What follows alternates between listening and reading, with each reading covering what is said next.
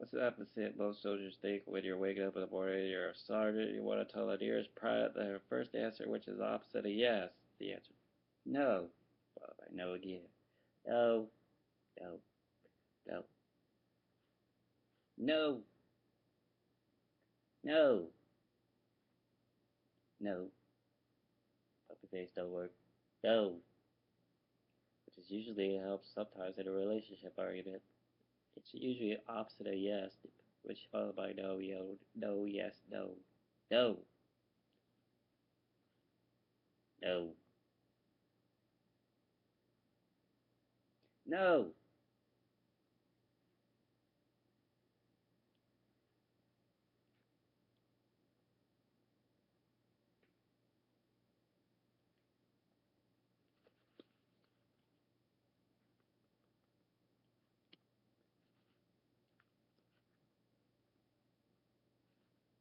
no. Moving on.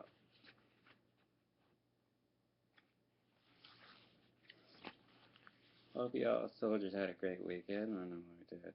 Carrying on. Do the soldiers prayer later. Honoring the past. Let's see here. From left, William G. Diane, Frank D. Griffin, Robert J. Duty, and Lester T. Hagelin at Fox Company 506 Parachute Infantry Regiment, 101st Airborne Division, wait for a C-47 to take off on the eve of D-Day, June 5th, 1944. They would be transported to Normandy by the 439th Troop Carrier Group at the end of serial number 12 for a 0120 jump on DZC. Highsville of August 2011. Bob Newty remains healthy and active, lives upstate New York with his wife of 60 years, Liz. Sir, God bless you all. And that inspiring photo right there. Check that out. D-Day, God bless you, World War II veterans. Carry on.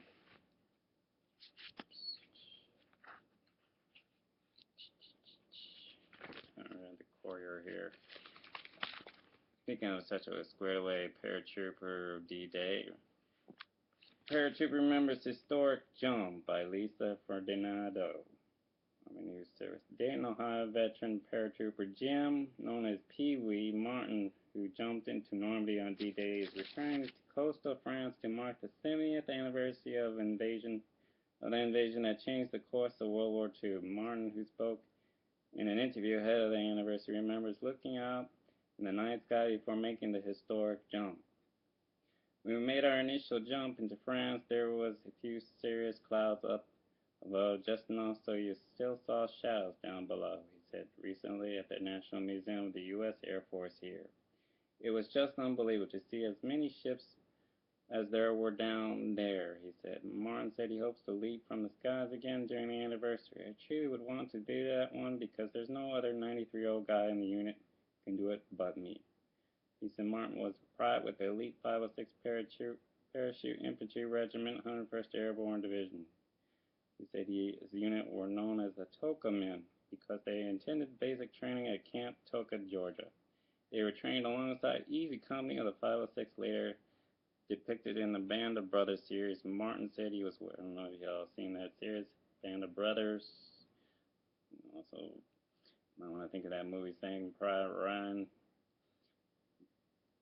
Those are examples. He was aware that they were part of something big. We knew that success was going to hinge on us. We were absolutely certain that Eisenhower was too. That's why he made the decision to send us in, even though all the others didn't want to, Martin said. Martin said he never had a doubt about the success of the mission, but he had concern about what the human cost would be. I knew it was going to be bad, he said. He and his unit were amongst the first wave of paratroopers to jump into Normandy. They later jumped into Holland to Operation Market Garden, were amongst the defenders of Bastogne during the Battle of the Bulge and captures Adolf Hitler's mountain retreat in Bavaria at the end of the war. Going to Normandy, it wasn't so much scary, he said. Now going to Holland, we were different. We had already been there, and we shadowed more fear, but don't let anybody tell you that. He wasn't scared going into any combat, whether it was us or others. Men died all around him. The unit endured a lot during the war, Martin said. It was terrible when his unit landed in Normandy. Normandy, he said, because German paratroops and SS ships were right there. They landed. It was a slaughterhouse on that drop zone. The plane ride over Normandy was typical, might recall, but the pilots didn't slow down and make a slight left turn to protect the soldiers and the equipment. As a consequence, we lost most of our equipment, he said. Soldiers were also killed making the jump as well. The unit's objective was one of the most important ones of the whole operation, Martin said, to capture a pedestrian bridge and a vehicle bridge, both of which were put into a few months prior to let reinforcements down to the beach when forced land on shore. It was paramount that we got that bridge, which we did, he said. But he said the unit lost all of its equipment, communication equipment in the jump. Divisions thought we had been wiped out. So they ordered the bridges bombed, and there we are, right there at the bridge, he said. And, most bridges are vital for troops and supplies.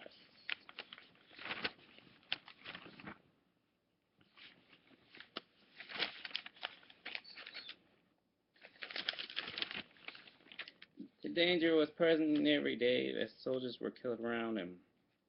He thought each day might be his last. Once you accept you might die, you better off and can focus on the mission at hand, Martin said. You got to understand that you can't let the fear control you. You have to do your job regardless of the fear. And we all did it. That's what we had to do, and we did. He said, Martin said, would absolutely do it all over again. He listed in 1942 at the age of 21. He knew the situation was deteriorating in Europe and that France and Britain were no match for Germany. Besides, men were being drafted and he had to leave their wives and children at home. Yeah, I'm a young person with no family to worry about, and these guys are going away and leaving me. Their families, and they did change me. He said, I went down, I had a deferment. I didn't have to go, but I went down and signed up for submarine service, not wanting to wait for the month that would be before the Navy finished the ship it was building that he would be on. Then he signed up and shipped off with the Army. When the Navy came knocking on his mother's door saying he was a deserter, she showed the men that the letters he had written home from the Army, and they reportedly, well, that's okay. He's in, he's in. Times were certainly different then, he said. Serving one's country, he said, is part of the duty of living in a free nation. I don't consider it a sacrifice. A lot of people said it was a sacrifice. It's not a sacrifice, it's a duty that you're obligated to do. He said, if you live in a free country, whether you agree with that, then you do. If you're called, you should go, and you do your very best. Martin is proud of the men and women who serve in the nation today. What advice does he have for the fighting generation? Go in there and do the best you can. Be thankful that you have a country that will back you with the material. God bless you, sir. And your family. Carrying on. MOH Recipient Special Ops Legend receives Simmons Award by Mike Bombs, U.S. Special Operations Command, Tampa, Florida. Tough, quiet, humble, and a soldier are all descriptions friends and colleagues use when talking about Medal of Honor recipient and Special Operations Legend, Army Colonel Robert I. Howard. Those attributes in Howard's lifetime achievements in Special Operations led to his selection at USO SSO SOCOM 2014 Bull Simons Award recipient. The Bull Simons Award is USSO SOCOM's highest honor and was the first award in 1990 and since becoming an annual tradition. The award recognizes recipients who embody the true spirit, values, and skills of a special operations warrior. Colonel Arthur Bull Simons, whom the award is named after, was the epitome of these attributes. Howard was born on July 11, 1939 in Opelika, Alabama. He entered in military service on July 20, 1956, following in the footsteps of his father and four uncles who had served in World War II. He retired on September 30, 1992 and died December 23, 2009. Howard's legendary combat skills were honored on the battlefields of Vietnam. Howard was assigned to Military Assistance Command, Vietnam Studies, and Observation Groups, MACV, SOG. While there, he was recommended for the Medal of Honor on 3 separate occasions. The first 2 nominations were downgraded to the Distinguished Service Cross and Silver Star because of the sensitive operation along the Ho Chi Minh Trail. Howard regularly accepted the 3rd nomination for the Medal of Honor. Ever mindful he would be pulled from combat during once he accepted the medal. MAC-SOG ran special operations including reconnaissance and hatch force missions, which involved a special operations team of American and South Vietnamese members who operated in a small covert operation along the Ho Chi Minh Trail. The unit specialized in search and destroy missions and in locating missing American servicemen in Laos, Cambodia, and North Vietnam. MAC-SOG was responsible for the top secret covert operations conducted across border outside Vietnam, and John Plaster, who served in MAC-SOG from 1968 through 1970, beginning in 1965, conducted a reconnaissance hatchet force mission and other special operations missions during the Ho Chi Minh Trail corridor in Laos, which was the primary route in North Vietnamese to resupply their troops in the south. You see, that's him in the photo. Then Major Robert Howard was presented in 1982 at the dedication of the Vietnam Memorial Wall in Washington, D.C. Howard is a Medal of Honor recipient and on America's Most Decorated Soldier. Howard retired from the Army in 1922 as a colonel after having served 36 years on active duty. He died on December 23, 2009 and was buried February 22, 2010 in Arlington National Cemetery. That's him right there. God bless him and his family and everybody else.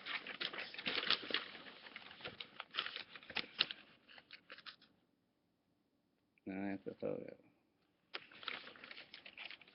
Carrying on.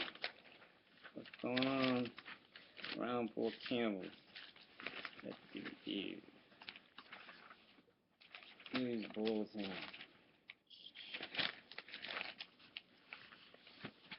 If you haven't seen this, coming up channel right here at Fort Campbell, things to do that don't cost much money. Summer swim, Gardner Indoor Pool, Main Aquatics Office, 2191 Tennessee Ave, Baldano Pool, Dolan Pool, and that's a priceless single pool. For more information, you can call 270-798 for the Baldano Pool at 5207.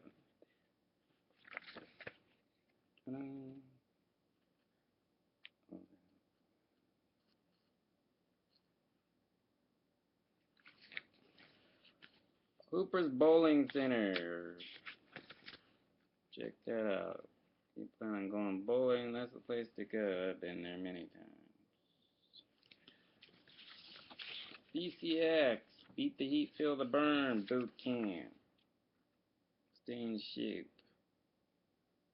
Check that out. For more information, call 270-798 46664. Your Super Dad with a Father's Day brunch. Da-da-da-da.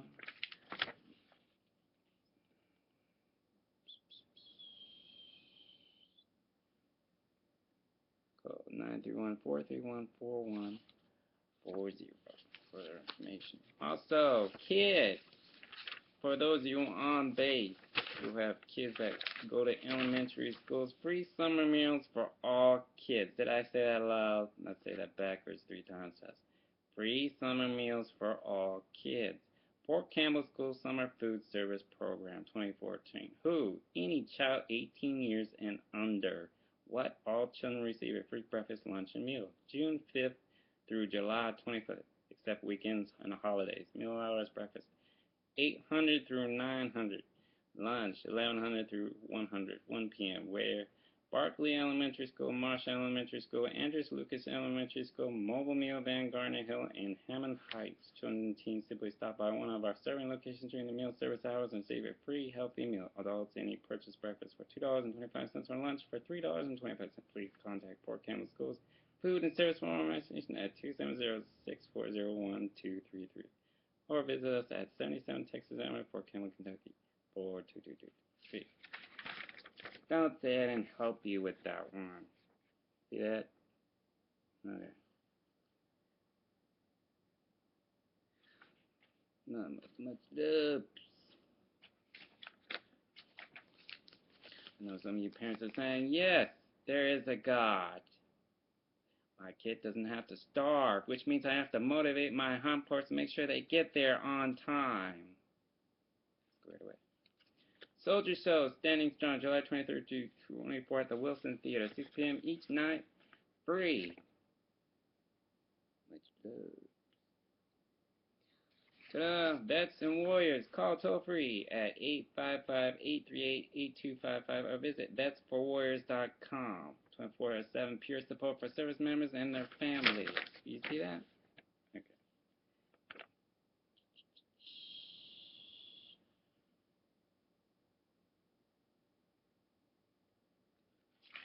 You're welcome there. Pause to read. Summer reading program. Stinky Library, 30 Screaming Eagle Boulevard, 27079-5729 for further information. Right there. Also, Women's Ladies Bible reading at Liberty Chapel. For more information, contact Campbell Bell, pwoc@gmail.com. Ta-da! You're welcome. So just pray coming up next. Much love.